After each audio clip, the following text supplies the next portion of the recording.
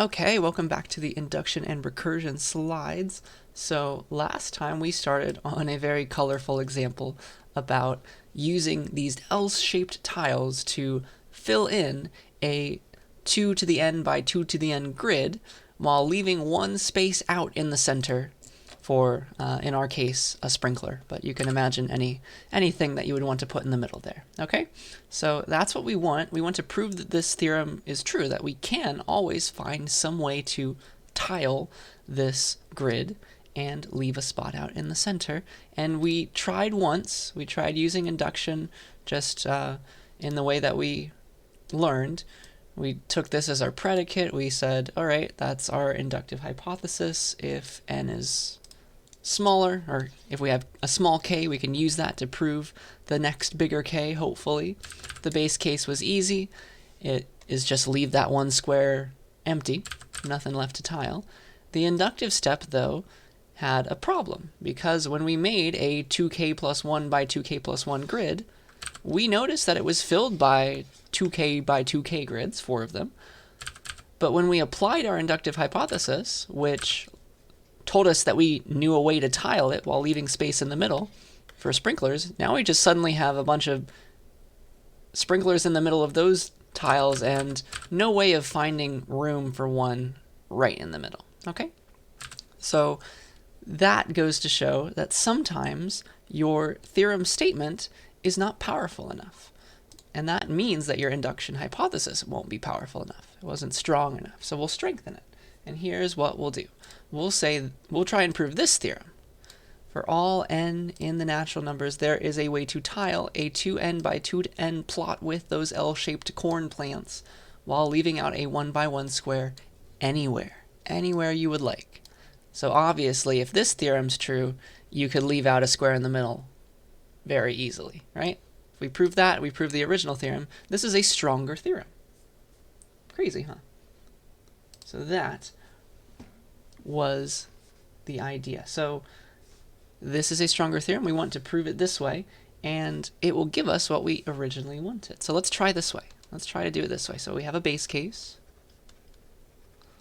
Our base case is, well, this is all true for a 2 to the 0 by 2 to the 0 plot, right? Same as before. You have a 1 by 1 plot with room in the middle to leave your little sprinkler. And so you can immediately tile that as QED for the base case. For the inductive step, here's what happens now. Look at what we get to assume. It's a more powerful thing. So assume P of k is true and use it to prove that P of k plus 1 is true. So we know P of k would be, we know how to tile a 2 to the k by 2 to the k plot while leaving out a sprinkler anywhere and leaving out one square anywhere. And we need to show that P of k plus 1 is true. That means we know how to tile a 2 to the k plus 1 by 2 to the k plus 1 plot anywhere we'd like. Okay?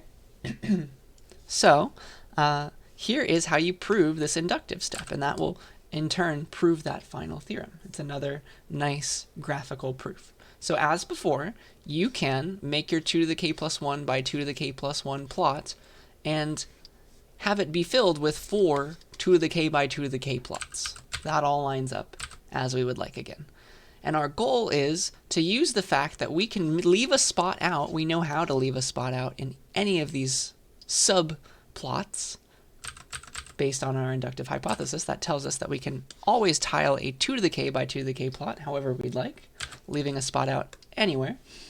We would like to use that to prove the idea that we can leave a spot out anywhere in this bigger full tile. Okay, this bigger 2 to the k plus 1 by 2 to the k plus 1 plot. So that is the way that we want to do that. That's again 2 to the k plus 1, 2 to the k plus 1, and these are each 2 to the k by 2 to the k. Okay, so our goal is we have to show that we can always leave room. We can leave one tile out anywhere we'd like, up here, over here, over here, and tile the rest of this giant plot. Okay, so here's how the proof goes. I get to use log, which is fun, without loss of generality. Let's say that we want to leave out a square in the upper left plot, okay? Let's say that we want to leave out a square in the upper left plot. I think you can imagine that, okay, it doesn't really matter, like you just turn the plot and that suddenly becomes the upper right square, the bottom left square. It's just, it doesn't matter. We need a square left out somewhere. Let's just assume that it's up here. Okay, that's the one that we would like to leave out. That's fine. So without loss of generality, let's assume that that's where we want to leave out our square, in the upper left subplot. Now we need to show that we can tile the rest of it, okay? And remember that this is a smaller plot, 2 to the k by 2 to the k. We can leave out a spot in it by the inductive hypothesis.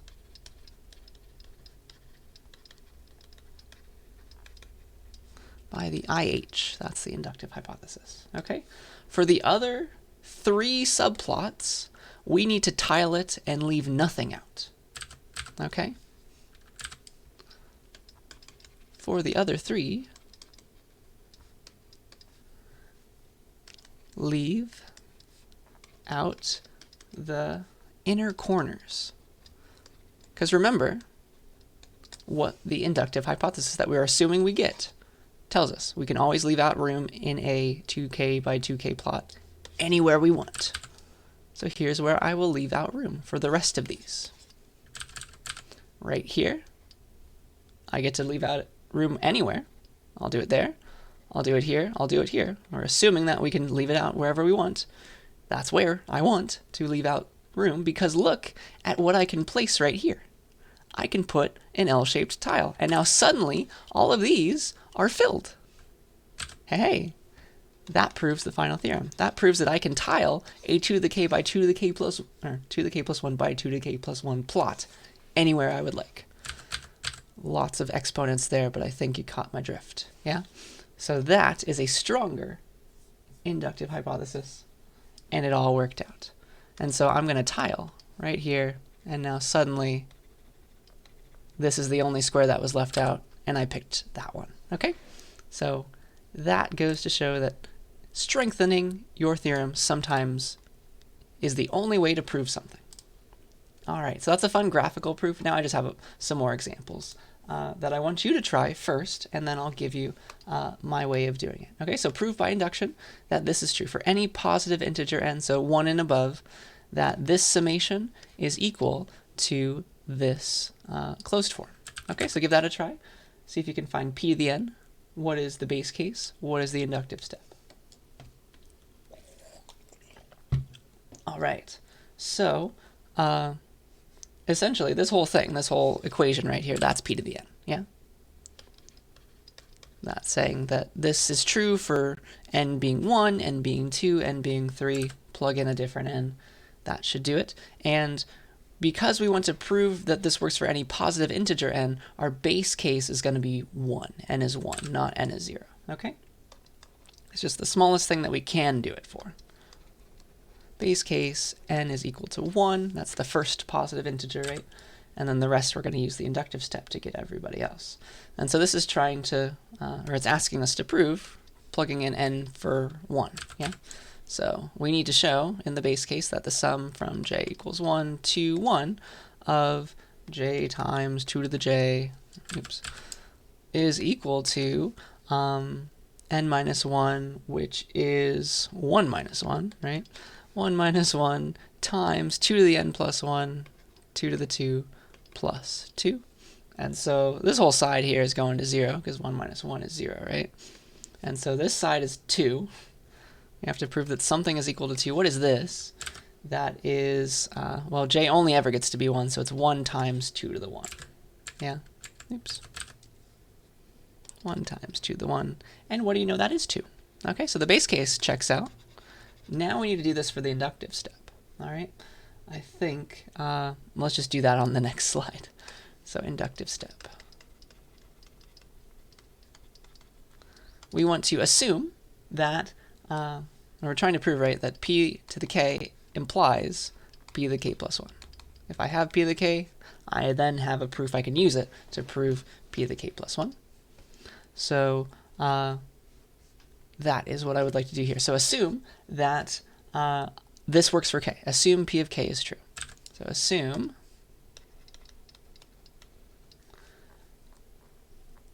this is me plugging in p for k for n.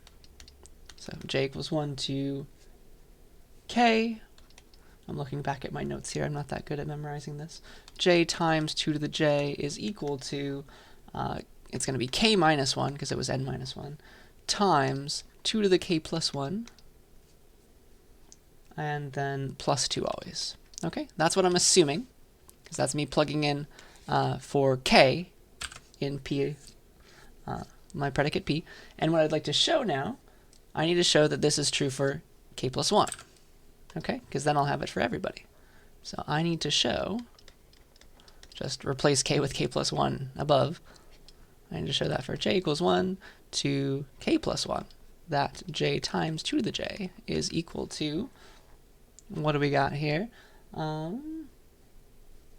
We have k plus 1, then minus 1, times 2 to the k plus 1 plus 1.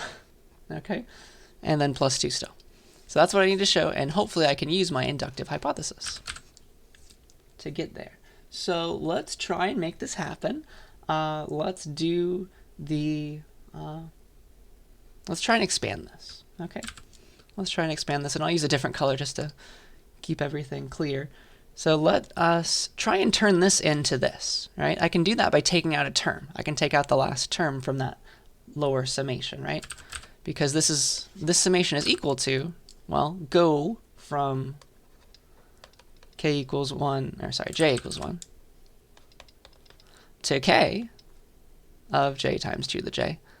And then that k plus 1th term we can just take out. It's plus, okay, it would have been k plus 1 times 2 to the k plus 1. Nice, because now I have this. That's what I have now. And so that's equal to, now I can plug in this for what I'm assuming it to be under the inductive hypothesis. Okay? We get that for free. So this is now equal to k minus 1 times 2 to the k plus 1 plus 2. That was all that. And then we still have this one here, plus k plus 1 times 2 to the k plus 1. Okay? So we can keep going with this. It's going to work. How many, like I can factor this, how many 2 to the k plus 1s do I have? Because look at, I have it times something in 2 places. How many 2 to the k plus 1s do I have total? I have k minus 1 of them over here and k plus 1 more of them over here. That is, how many? That is k, it's 2k plus 1 minus 1, so just 2k, right? 2k times 2k plus 1, ooh, ooh, ooh, and then I have plus 2 still. What is this? I'm trying to get it to look like this, right? This is just k though, and this is k plus 2. Remember that. And this is starting to look very close to that, so if I have a 2 out here, I can bring it into the exponent, just another 2 to multiply by, so it's k times, oh man, 2 to the k plus 2 plus 2. And that is exactly what I needed to show that left side became. Do you see that? So a lot of fiddling with symbols, but that proves our proof. That proves that this closed form always works for any positive integer n and this summation. So please yell at me if any of that did not make enough sense. But I do have another example for you to try now. Let's have you do this one, and then I'll show you how to, or the way that I would have done it. Okay, so get some more practice. Find the predicate, prove the base case, prove the inductive step, and then suddenly you have it working for everybody. Prove that for every positive integer n, 7 evenly divides 9 to the n minus 2 to the n. That's crazy, but apparently it is a true theorem, so let's prove it. So, base case. What's the smallest n for which this is true? Because that's going to be our starting point. Base case, it's positive, every positive integer n, so n is 1 to start with. so n equals 1, we have to show that 7 divides, remember that symbol, 9 to the n minus 2 to the n, but n is 1, so 9 minus 2, that's 7. 7 is equal to 7 times 1, that's the factor, right? It is totally divisible. 7 is totally divisible by 7. 7 divides 7. So that proves the base case, nice and easy. The inductive step, then, is all that we need to complete to finish off this proof. So inductive step, we get to assume that 7 divides 9 to the k minus 2 to the k, right? I'm plugging in p to the k. Assume 7 divides 9 to the k minus 2 to the k. And then we need to show that 7 divides 9 to the k plus 1 minus 2 to the k plus 1. Yes? That's the goal. So let's see here.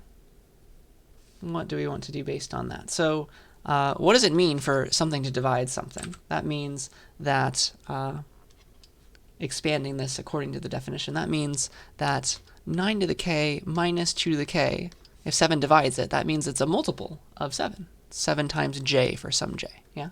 That's what that means. And if we want to show that 7 divides 9 to the k plus 1 minus 2 to the k plus 1, again, that means that we need to show that this is true, right? 9 to the k plus 1 minus 2 to the k plus 1 equals 7 times some other number, m, hopefully based on j, because that's our inductive hypothesis. Okay?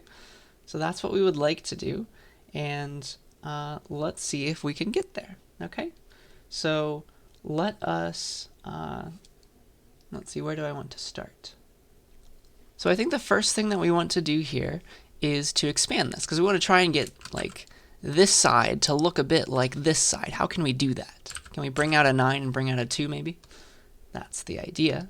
So what is 9 to the k plus 1 but 9 times 9 to the k? What is 2 to the k plus 1 but 2 times 2 to the k? Hey, that's useful. So let's use that knowledge for now, and then the trick that I learned from your book about this is what you can do here is solve for something. Let's solve for 9 to the k. So that gives us that 9 to the k in our inductive hypothesis is equal to 7 times some j plus 2 to the k. Because why not? Totally possible. So that is equal to that. So we have that now. And so let's replace 9 to the k with this. And hopefully that will give us something that will help us. All right? So that's 9 times 7j plus 2 to the k minus 2 times 2 to the k. So that's still like that. And now let's work with this side. How can we fix that at all? So that is equal to, let's see here, 9 times 7j, 9 times 7 times j, plus 9 times 2 to the k minus still 2 times 2 to the k, which is equal to how many 2 to the k's? That's 7 2 to the k's plus still that 9 times 7 times j stuff, yeah? But look at this number. Look at this expression. Look at how I can take a 7 out of it. This is equal to 7 times 2 to the k plus 9 times j. These are all integers. That's an integer times 7. And what do you know? That's what we needed. We needed to find some m such that multiplying it by 7 gave us that. That's what we started with. Here's something times 7. Here's our m. Okay? So just let m be that, and we've proven our theorem. QED. So yeah, I think the hardest part would be noticing that you need to solve for something so you can get rid of one of the variables, or one of the numbers. Isn't that cool, though? It just all falls through. So that is another example of induction. And it is a very powerful process. It lets us prove things are true for every possible number, that a predicate is true for every possible value of n, of whatever variable is involved. Okay? Sometimes, though, induction, straight induction, normal induction that we've learned about, is not quite enough. We need something stronger. So we have what's called strong induction for that. And when you have strong induction, you get to use not just the previous inductive hypothesis, or not just the previous proof to prove your next thing. You get to use all of the previous proofs to prove your next thing. Strong induction gives you more power in your inductive step. Okay, so the base case, when you're proving something by strong induction, you have the same base case, like you're proving P of 0 or P of the smallest thing. And then the inductive step, when you prove the inductive step, you get to prove this instead. You prove that for every k greater than or equal to 1, this, everything that you've proven before, P to the 0 all the way up to P of k, implies P of k plus 1. So you get to use all of your previous things to prove the next thing. That's quite nice. Every previous fact helps you prove the next one, instead of just the most recent one, okay?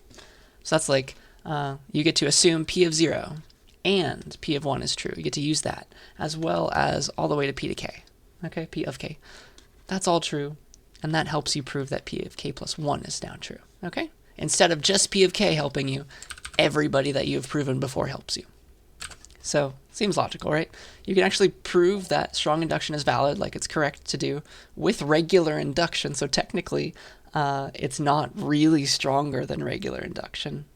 Normal induction implies strong induction, but it helps us as humans when we're trying to prove things. So let me give you some examples of this. Here's the first theorem that requires strong induction, okay? Not just the previous theorem is enough in our inductive hypothesis. We need every single smaller value of that predicate. Okay, so here it is. Every positive integer n greater than 1 can be written as a product of primes. That's quite nice to have. We intuitively know that to be true. Let's prove exactly why it's true using strong induction. So base case.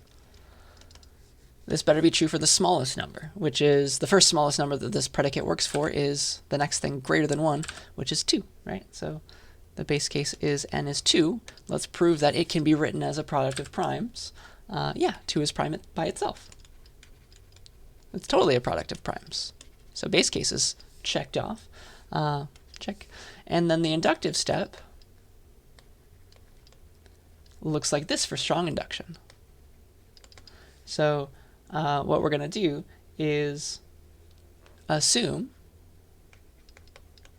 that every number, all the numbers between 2 and k inclusive, can be written as products of primes, because that's what the strong induction hypothesis gives us, right? Everybody below us, because we're trying to prove it for k plus 1, everybody below us can be written as a product of primes, because that's our predicate, okay? Every number from 2 to the k can be written as a product of primes.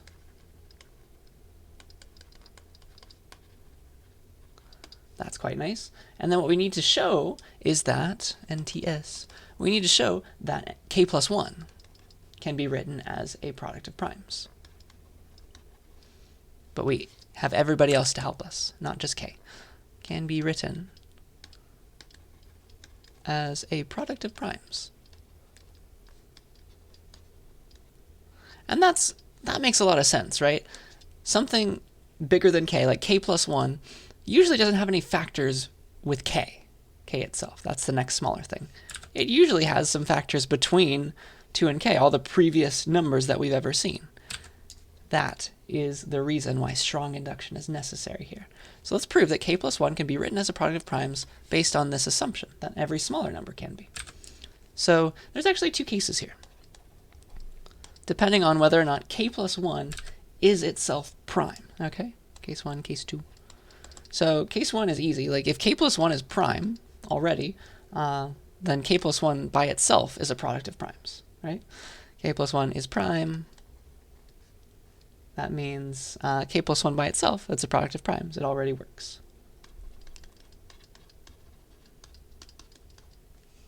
By itself works! Exclamation point. Case 2, if k plus 1 is not prime, that means it can be factored. Hey, k plus 1 is factorable. I haven't proven that all those factors are primes, because that's my theorem. But I know that it can be factored into at least two things, right? K plus 1 is equal to something times something else, like I times j. We can factor it somehow. And I times j are smaller numbers. That lets me use all of this that I have at my fingertips. By the inductive hypothesis, I can be written as a product of primes. So can j, because they're smaller, right? To be a factor, it must be smaller. I and j, both of them, can be written as products of primes, that's an n, as prods, let's say, prods of primes.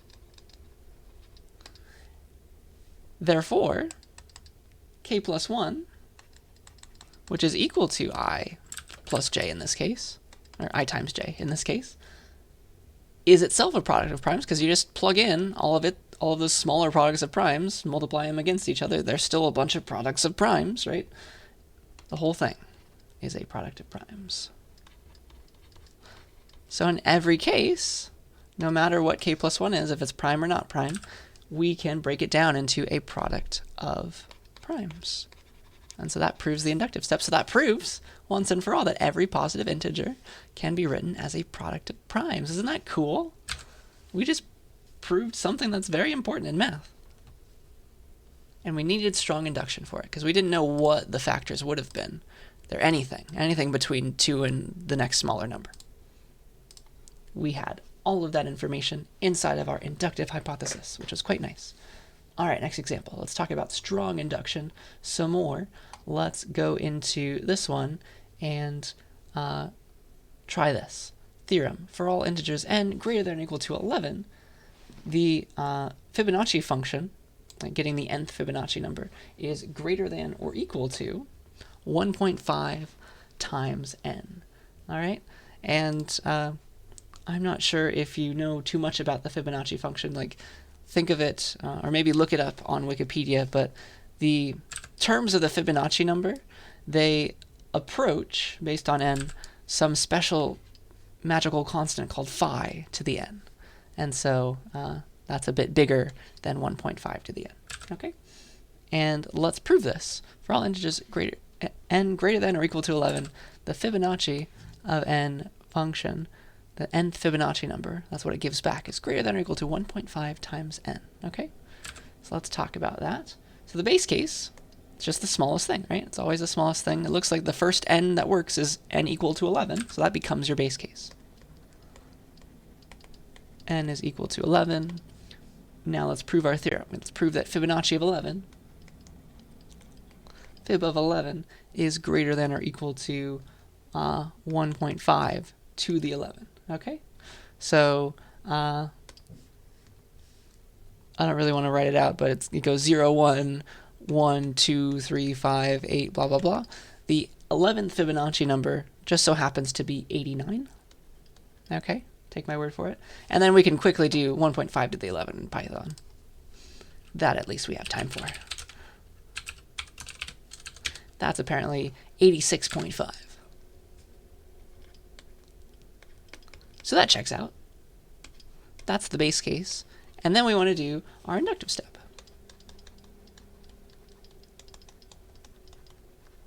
Boop, boop. So let's assume that our predicate holds for all the numbers between the starting one and k, right? So assume p of 11 is true all the way to p of k is true. Dot, dot, dot. All of those work out where this is p, right? That's our predicate. What we need to show now is that p of k plus 1 is true. For fib of k plus 1 is greater than or equal to 1.5 to the k plus 1. That's our p of k plus 1. Need to show p of k plus 1 is true, which is equal to showing that fib of k plus 1 is plug in k plus 1 is greater than or equal to 1.5 to the k plus 1 power. Okay? So that's what we would like to show, and let's make this happen. So the first thing that we can do is we need to get this somehow into smaller forms, right? what is fib of k plus 1 in terms of smaller fib values? Because that will help us use our inductive hypothesis. What is fib of k plus 1? You remember how to program the Fibonacci function in a very inefficient way, recursively? Well, what is the k plus 1th Fibonacci number but fib of that minus 2 plus that minus 1, right? Fib of k, it's the two previous elements, right, summed together. Fib of k plus fib of k minus 1. Yeah. So 1 ago plus 2 ago, that's the k plus 1th Fibonacci number. We need to show that that's greater than or equal to, how many times could we do that? Oh, you know what? That's not quite where I want to go. So we have that now. We have that fact. Let's take stock of what we know based on the inductive hypothesis for fib of k and fib of k minus 1. Okay? So by the inductive hypothesis, by IH, we have that fib of k, that's one of the things we just used. That was a smaller value, right? Fib of k is greater than or equal to 1.5 to the k. And then fib of k minus 1 greater than or equal to 1.5 to the k minus 1. Right? Just plugging in our inductive hypothesis with our theorem statement, our predicate, and that will allow us to show this, right? These two things summed together, it's like this side summed together with this side, means that that whole thing is greater than or equal to 1.5 to the k plus 1.5 to the k minus 1. Okay? What's that equal to? But let's get the k minus 1s together. That's equal to, let's get this in terms of k minus 1. This is equal to 1.5 times 1.5 to the k minus 1, and then plus another 1.5 to the k minus 1. Right? And what is that equal to? That is, well, how many k minus 1s? It is 1.5 of them plus 1 of them, so 2.5 times 1.5 to the k minus 1. I promise we're going somewhere with this. And that is, let's see, greater than, let's see, what did I want to say? That whole thing is greater than 1.5 squared times 1.5 to the k minus 1.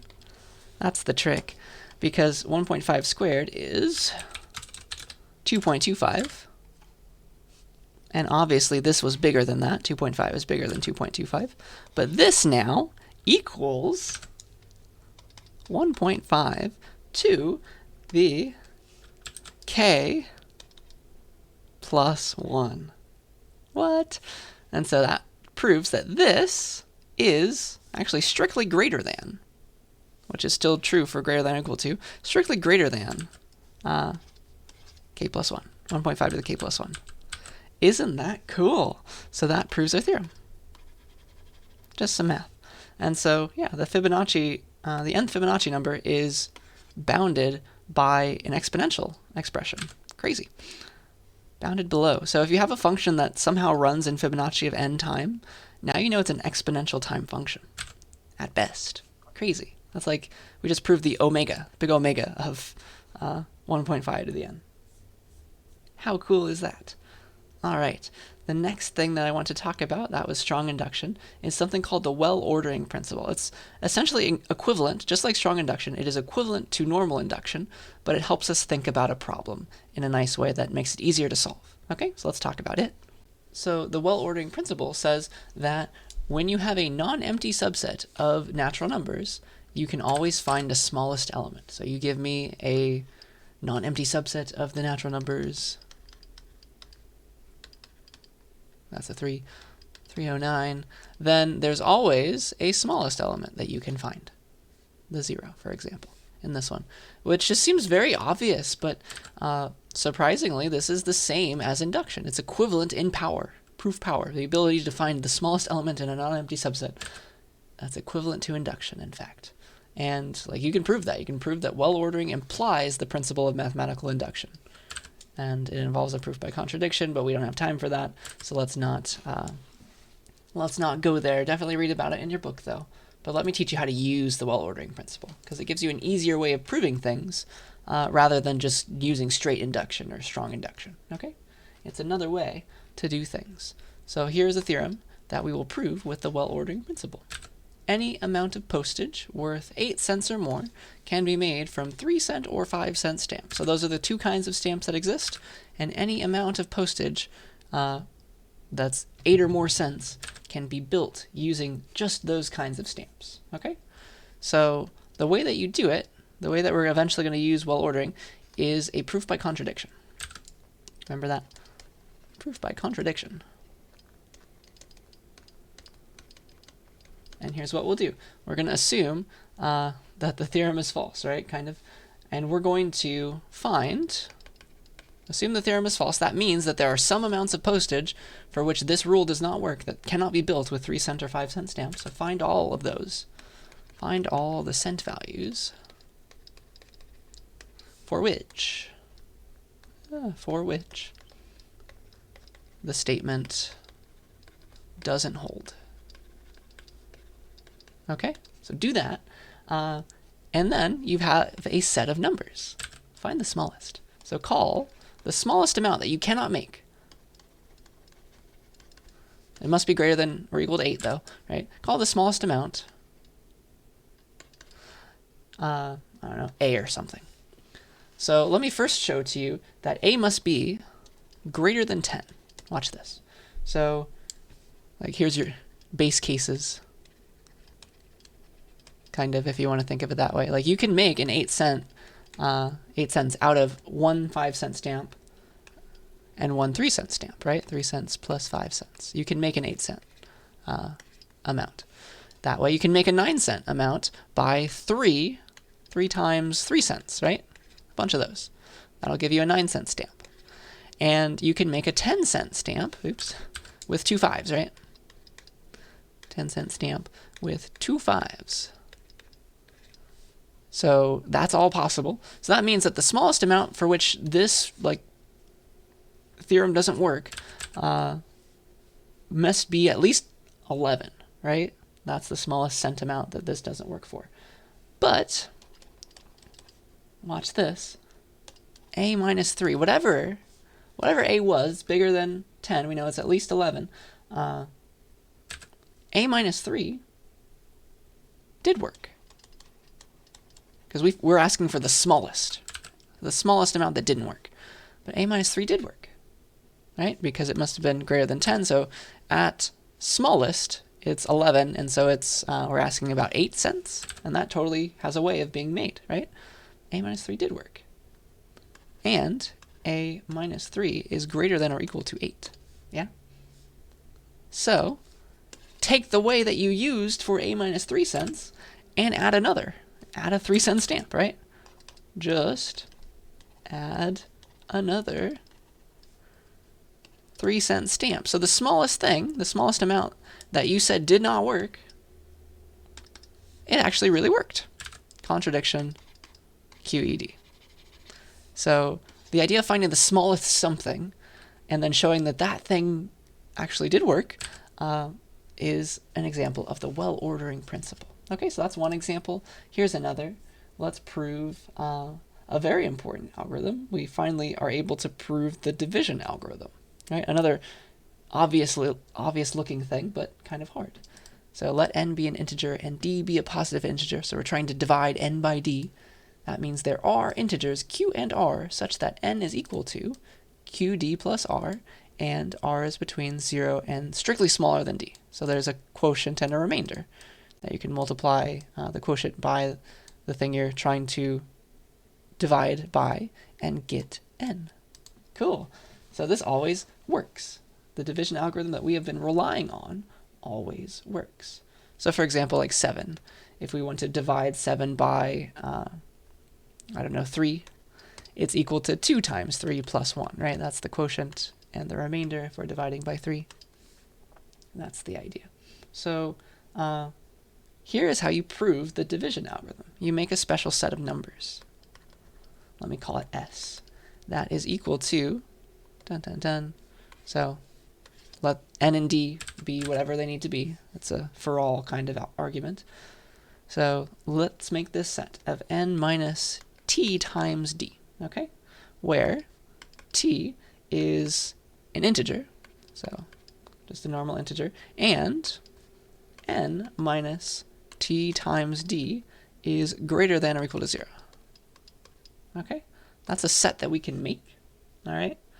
That is a total set that we can make, and this is n is 7, and in my case, you can pretend that d is 3. So we want to make this kind of set.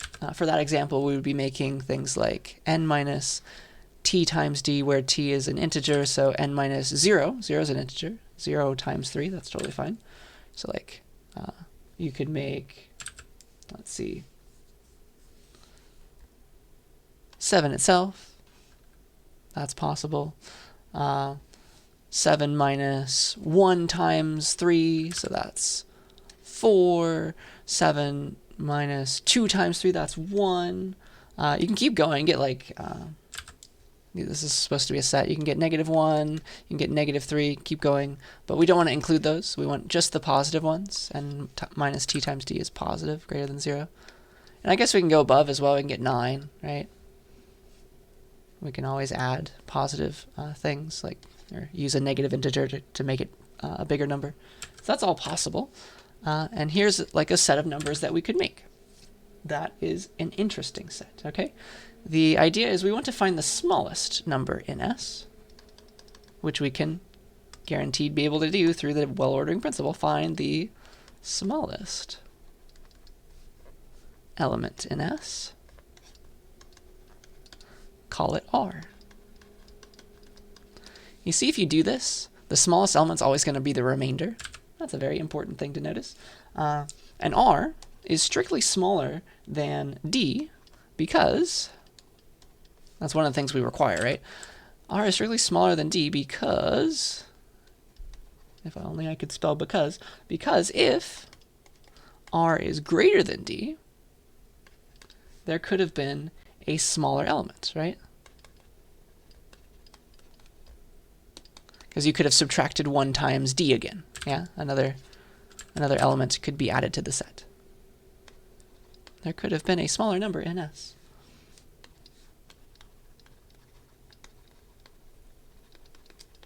So that's nice. And then call the t that you used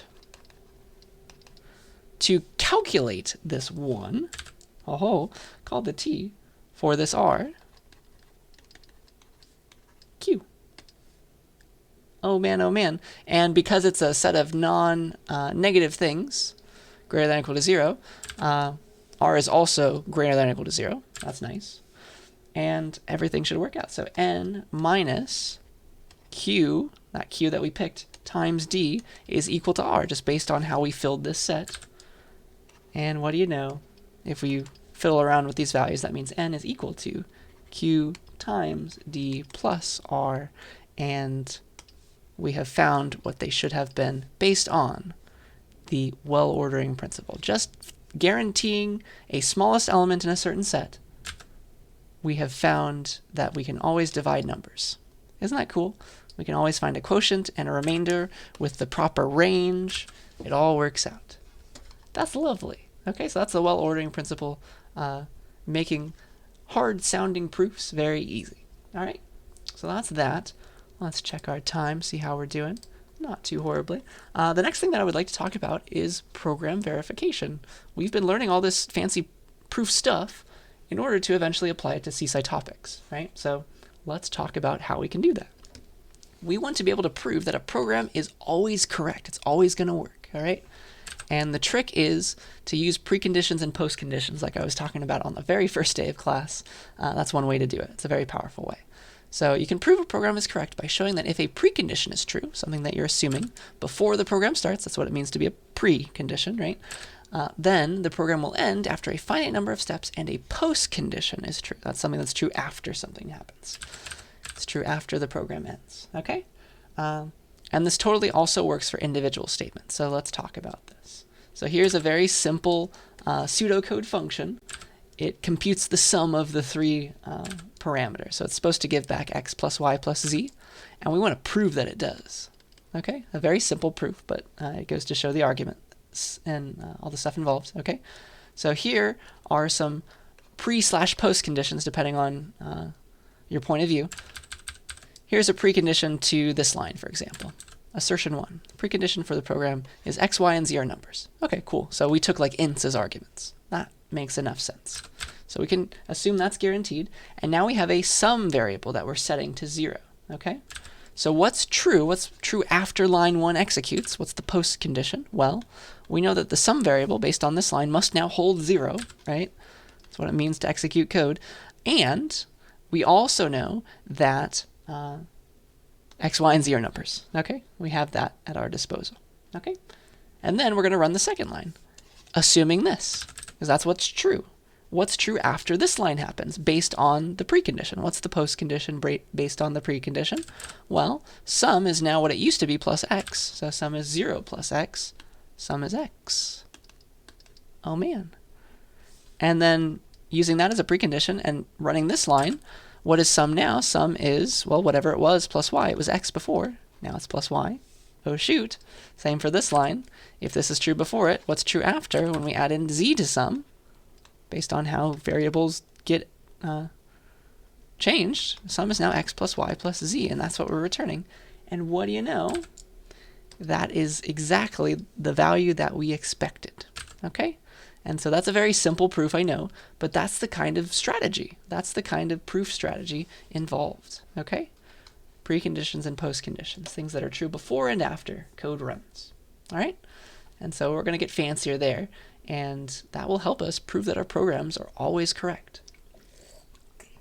This is more powerful than writing a bunch of test cases. This makes it so that it's always true, no matter the values. Okay? Another thing that's very important is called invariance. I also hinted at this on the very first day of class. So an invariant is just some logical statement that is always true, some Boolean expression. It's always true no matter what happens. It stays the same. Variant means changing, right? It's invariant. It's never changing. Something that's always true. Always stays true no matter what happens. And here's an example of an invariant that I think most of us understand the rules of chess, right? So here is an invariant with respect to the game of chess. So if you put a bishop, let's call this 0, 0, like here's your coordinate system. If you put a bishop at 0, 0 on a chessboard, can that bishop ever get to this square, 4, 3? Why or why not? Of course not, because the bishop is only allowed to hit, given that he's right there, he's only allowed to hit the dark colored squares. Hey, he cannot ever hit a lighter square. That is just not how he moves. So that's an invariant. And that proves that no matter what you do, whatever angle you come at, whatever weird way of moving around the chessboard you take, the bishop can never go to that particular square, no matter what you do. Okay? And that is an invariant with respect to chess. And we like to have invariants in our loops because we're not sure a lot of the time how often our loops are going to execute. So we want something that's true no matter how many times our loop executes. Okay? A loop invariant is a statement that is true no matter how many times a loop's body is executed. It's true before it ever happens. It's true after it's done. That is the idea. So technically, the precondition and postcondition of a loop is the same. A loop's precondition is its postcondition because it needs to be invariant. Okay? And that's quite useful. Okay? That is lovely. And also, you know that after a loop is finished, its condition must be false, right? Otherwise, it would have run its body again. That's another thing we can use at our disposal. So let me show you some examples there. Example, program verification. Let's prove that this function here computes the correct power. It computes x to the power of n, given those numbers. Okay? That is our goal. So let's prove this. So what it does is it sets j to be 0, power to be 1. Those are our variables. And based on that, it does its work. So what's true after these two lines? We know that j must be equal to 0 and power must be equal to 1, right? And eventually we're going to return power. So here's what needs to happen, okay? We want our loop invariant to eventually give us at the end that power holds the right thing. And it's based on this iteration variable called j.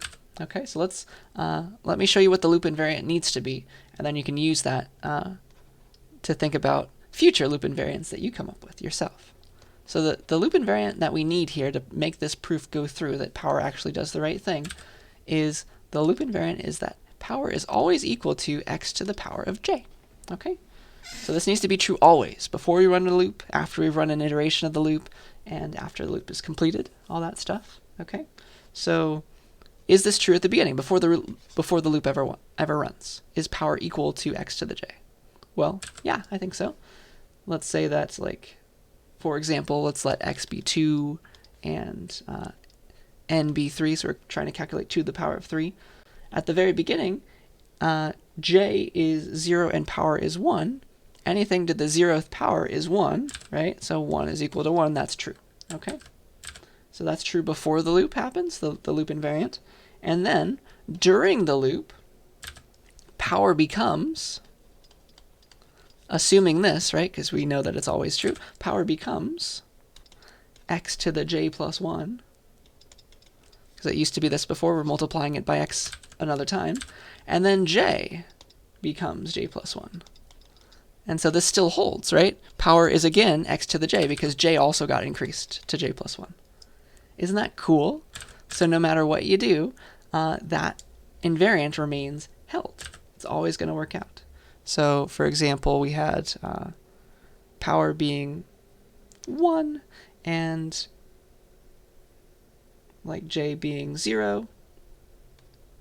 That all works out. And then we ran this loop body for this example or something. Then we got the power is now times x. So 1 times 2 is 2, and then j is now 1. And that means that, yes, x to the 1 is in fact 2. It's all working out. Another iteration of the loop. You multiply by x again into power. That becomes 4, and j was now 2. So yeah, 2 to the 2 is 4.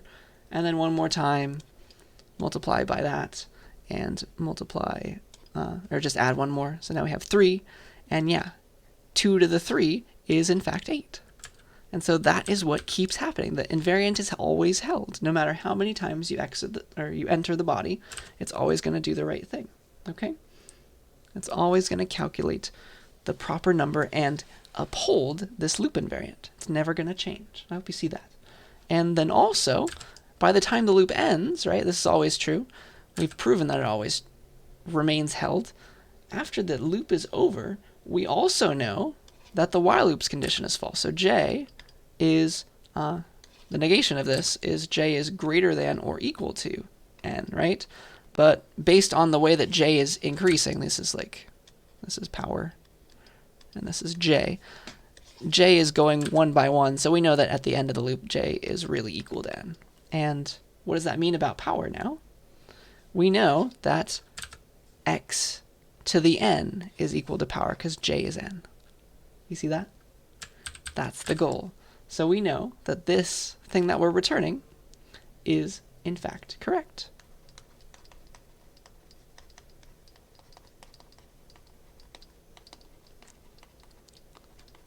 Yay! Because we know that at the end, j is equal to n, and this loop invariant was still true. Power is equal to x to the j. J is now n. Power is equal to x to the n. That's what we're trying to return. So that is the logic that you follow when you are trying to prove programs correct. You see how it works? And no matter x and n, we get the right answer. Isn't that so cool? So let's take a look at the time. I think that is enough for the day. I think this is where I want us to stop. So we'll come back in the next lecture and finally get into recursion. Okay, we're going to talk about recursive algorithms, how we prove those correct. Okay, we're finally ready for that. We're ready to prove properties of programs. Okay, so let's do more of that next time, and I'll see you in the next lecture.